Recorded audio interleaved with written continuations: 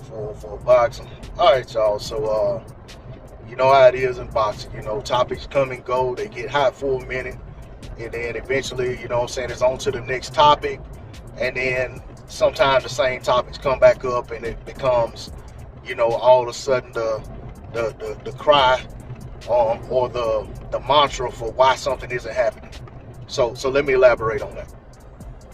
You know, we're seeing fights like Tyson Fury and Dillian White come to, you know, be able to, I'm not gonna say made, but be able to go to purse bid and get an enormous purse, no problem making a fight. You know, where you got, you know what I'm saying, top rank, ESPN, Queensbury, BT, I think even Sky Sports, all coming to the table to make that fight happen. And putting up huge money for it to happen. You got PBC putting up big money for Canelo Alvarez to potentially fight Jamal Charlo, or so is rumored. So when you think about all of that, you can't help but think about what top rank CEO Bob Arum has said about the Spence Crawford fight. You can't help but think about PBC representative Tim Smith and what he said about Bud Crawford versus Spence. And maybe I didn't just say that, but that's what I was trying to say, Spence versus Crawford. So when you think about all of that stuff, and you think about them saying, you know, Bob Arum said years ago that the fight ain't big enough. Spence and Crawford they're going to have huge demands for guarantees, and the fight has to get bigger, or otherwise everybody's gonna lose money on the fight. Which I never believed. I didn't believe that back then. Now here it is years later, Tim Smith saying the same thing, speculating that Spence and Crawford are going to have huge purse demands, and it's going to make it hard for them to be able to bring the fight together and put it on, or for them to make money, or whatever the case may be. And out of that, what that tells me is that they're not talking to these fighters about making this fight. And I'm talking about Errol when he was with Crawford. They never came to the table to try to talk to Spence about what it's going to take to make the fight. And the same thing with the PBC, not talking to Crawford and Spence to see what it's going to take to make the fight. And, you know, so there's a lot of speculation about, well, these guys are going to want X, Y, Z. It's going to make it hard to make the fight. So that's where we are.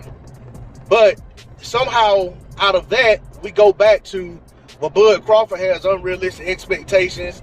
He overvalues himself. Bud, you know, he should have took that 60-40.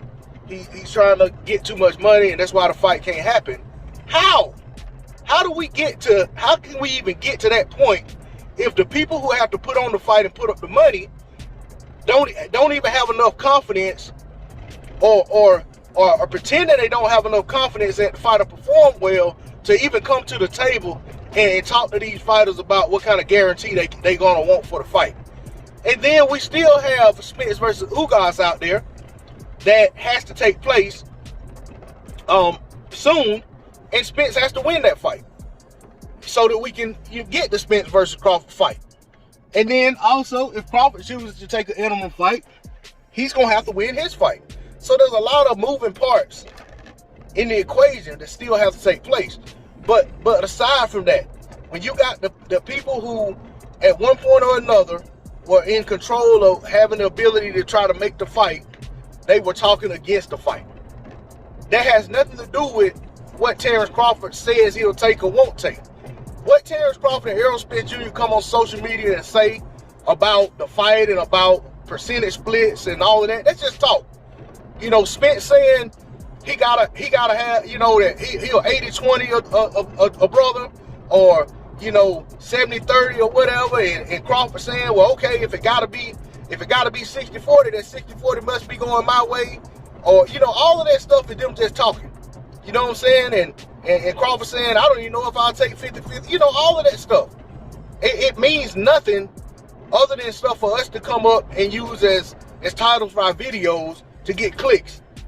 It makes for great conversation on the internet.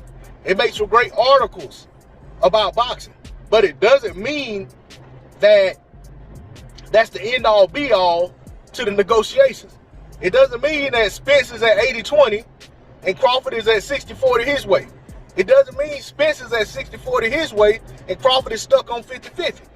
That's just what's out in the media. You know, the reality is fights aren't made out in public. They're not made in the media. Negotiations aren't meant to be made out in public. Negotiations are meant to be had behind closed doors, and the stuff gets ironed out and the fights get made. And there have been a lot of fights where it wasn't even made public how the purses were split. You know what I'm saying? What was made public was the guarantee. Or what was made public was the purse split, but they didn't talk about the guarantees. A lot of this stuff are things that fans have become consumed with being concerned about. And you come on and you say, well, we got to talk about it. That's what's holding up the fight. It's a part of it. We got to talk about it. No, we talk about it because it's an interesting topic that there are a lot of people who have gotten to the point that they're enamored with those type conversations. But it's not a necessary topic for the fight. It's a necessary conversation and a necessary transaction that has to happen behind the scenes to make the fight happen. You know, for me, I don't care who gets what. I've said this many times. I'm not going to sit here and say either of these guys should take X, Y, Z to get the fight made. That's not my place. I'm not going to say either guy's holding up the fight with demands because we're not even there yet. What I will say is, Terence Crawford, when he said Errol Spence Jr.'s name, he implied that he wanted to fight right then. Errol Spence Jr. basically told him he had a plan. Terence Crawford was going to be last. People come on here every day and say Errol Spence Jr. is sticking to his word. Errol Spence Jr. is doing what he said he'd do. Errol Spence Jr. is a man of his word. All of this stuff. But then those same people will come on here and say Terence Crawford killing the fight because he ain't took the 60-40. How is there a 60-40 to take when Errol Spence Jr. is still walking the path that he said he's going to walk? One of the two things can't be accurate at the same time. So let's get off the gas about the 60-40. That's a fallacy. And let's get on these suits who are basically devaluing these fighters and us, saying that we won't pay for the fight anyway. And let's focus on trying to push that. And let's hope that these guys both continue to win, because we may find ourselves having one interim fight too many, and that fight not getting to the finish line or getting to the start line, so to speak. That's all I got on it. D-Lo 404 Boxing. Like, share, comment, and subscribe. I'm out. Peace.